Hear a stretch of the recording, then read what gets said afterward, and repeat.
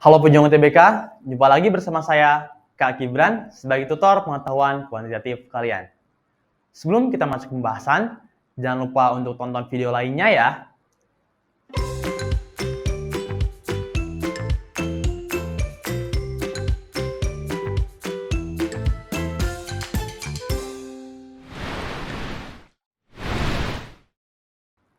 Setelah kita mempelajari definisi dan jenis-jenis perbandingan, di sini akan dijelaskan tentang tips and trick untuk lebih memahami bagaimana itu cara mengerjakan sebuah perbandingan. Yang pertama, itu ada buatlah model dari permasalahan yang akan diselesaikan. Yang kedua, menentukan jenis perbandingan yang akan diselesaikan. Yang ketiga, samakan satuan dan buat ke bentuk yang paling sederhana. Dan yang terakhir, susun bersamaan dan hitung perbandingannya untuk menentukan informasi yang ingin diperoleh.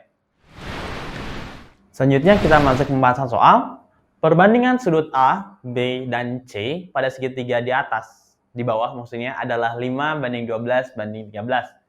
Berapa besar sudut A? Nah, berarti kita dapatkan di sini A banding B banding C itu sama dengan 5 banding 12 banding 13. Nah, kita akan samakan dulu ya teman-teman variabelnya. Berarti ini kita dapat A per B itu sama dengan 5 per 12. Dengan kata lain, nilai A itu sama dengan 5 per 12 B. Seperti itu. Selanjutnya kita tinjau sisi yang lain. B banding C itu sama dengan 12 banding 13 ya teman-teman. Berarti B per C itu sama dengan 12 per 13. Dan kata lain, karena kita mau menyamakan variabel, ini nggak B sama dengan C ya. B sama dengan 12 per 13C maksudku. Tapi C sama dengan apa B gitu ya. Berarti kita pindahkan C sama dengan ini dibalik ke kiri. Berarti 13 per 12B. Nah, selanjutnya kita udah satu variabel.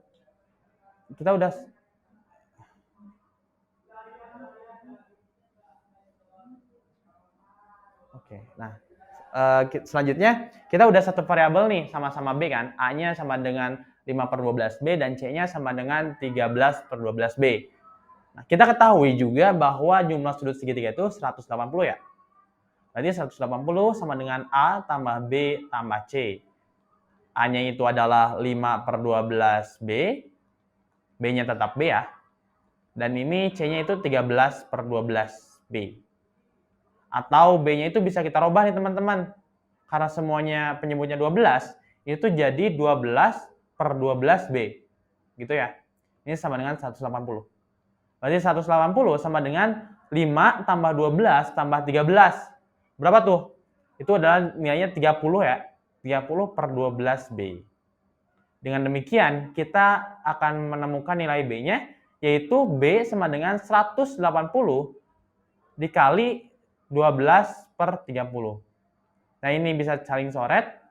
Jadi nilainya itu adalah 6. 6 kali 12 itu nilainya adalah 72. Nah, yang ditanyakan apa? Nilai sudut A. Oke, kita tinggal substitusi ke sini ya. A sama dengan 5 per 12B. Berarti 5 per 12 kali 72. Nah, ini berarti saling coret, 12-nya, 72-nya sederhanakan dengan 12, berarti nilainya 6 ya. 5 kali 6 adalah 30, jawaban C.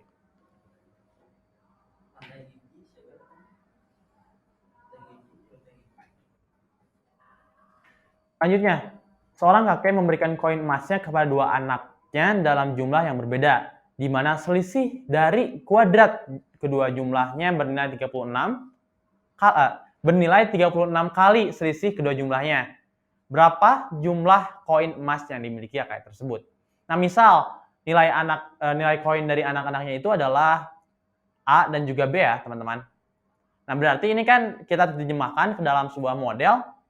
Ini tuh koin emasnya kalau misal selisih kuadratnya ya, selisih jumlah kuadratnya berarti A kuadrat min B kuadrat itu sama dengan 36 kali. Nah, 36 kali selisih kedua jumlahnya. Berarti 36 kali dari A min B, seperti itu. Nah, selanjutnya yang ditanyakan adalah berapa jumlah koin emas yang dimiliki kayak tersebut. Berarti kita mau nyari ya jumlah dari kedua koin yang diberikan pada anak-anaknya ya. Berarti jumlah dari A plus B. Itu yang kita tanyakan. Dari sini kita lihat bahwa ada persamaan A kuadrat bin B kuadrat. Kita ingat yang namanya selisih kuadrat ya. Berarti ini bisa kita jadikan A min B kali A plus B itu sama dengan 36 kali A min B. Nah, ini A min B bisa saling coret ya. Berarti nilainya adalah A plus B sama dengan 36. Berarti jumlah koin yang dimiliki kakeknya itu adalah 36. Jawaban D.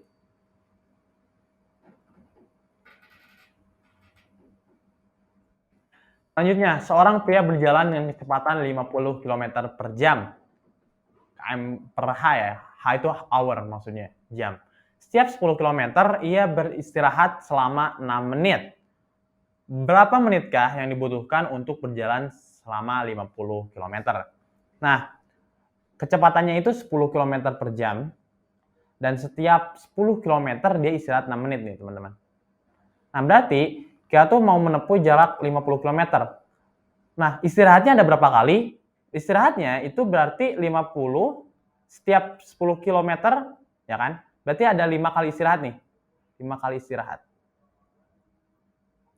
5 kali istirahat itu membutuhkan waktu 6 menit. Berarti dalam waktu istirahatnya sendiri, istirahat itu akan membutuhkan waktu 5 kali 6, yaitu 30 menit. Selanjutnya, kita akan menghitung waktu tempuh untuk berjalannya ya. Karena kita itu akan menempuh 50 km,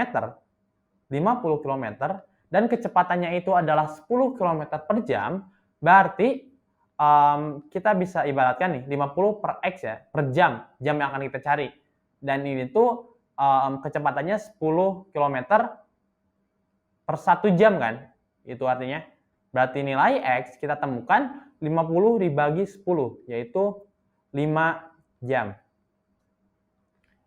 Nah, selanjutnya yang ditanyakan itu dalam menit ya. Berarti kita tinggal konversi 5 jam ini ke dalam menit, berarti X sama dengan 5 jam, itu kali 60 ya, kali 60 menit. Berarti nilainya adalah 5 kali 60, 300 menit. Nah, 300 menit. Berarti total itu adalah 300 menit totalnya.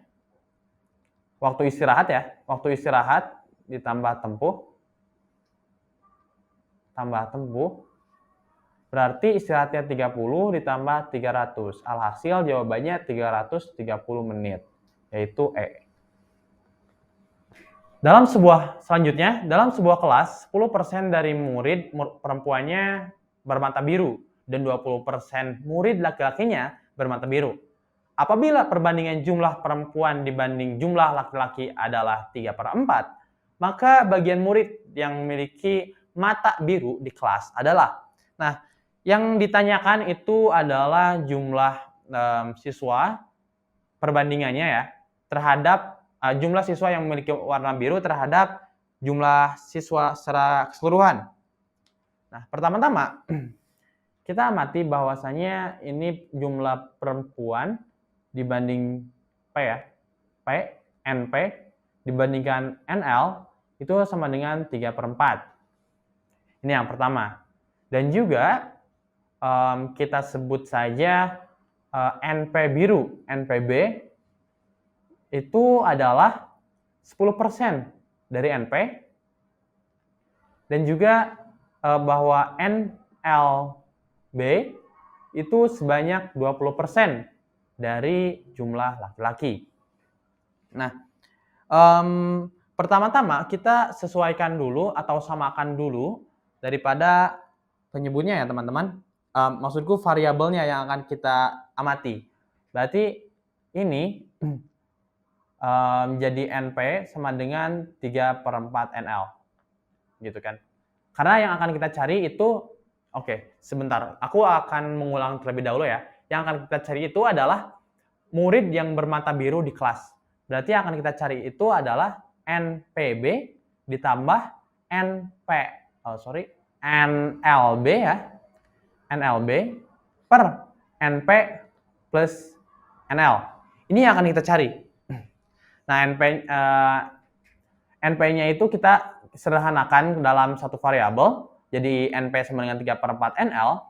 Nah, selanjutnya berarti kita akan ubah juga NPB itu menjadi dalam variabel NL ya. Berarti NPB itu sama dengan 10% dikali NP-nya itu adalah 3/4 NL.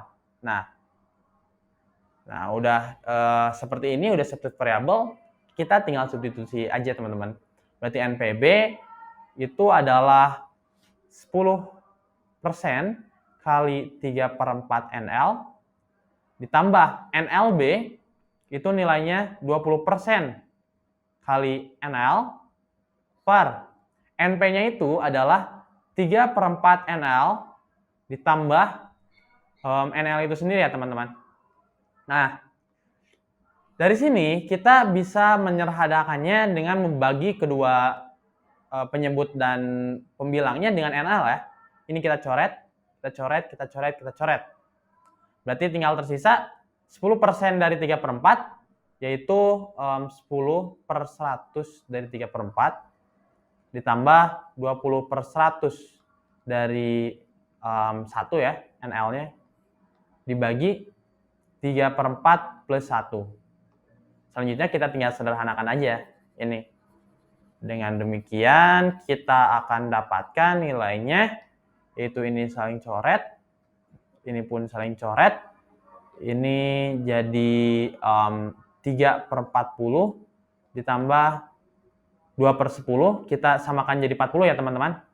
Berarti ini jadi 2 kali 4, 8/40 per 3 tambah 3/4 tambah 4/4 jadi 7/4 ya teman-teman.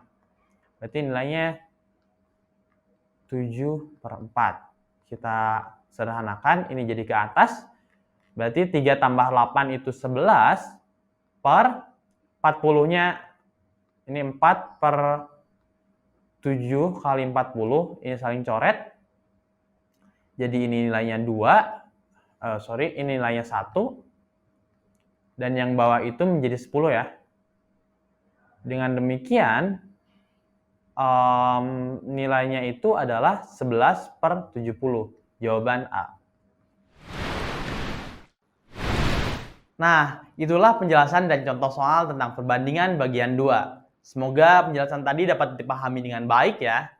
Jangan lupa like dan komen di bawah. Sampai jumpa.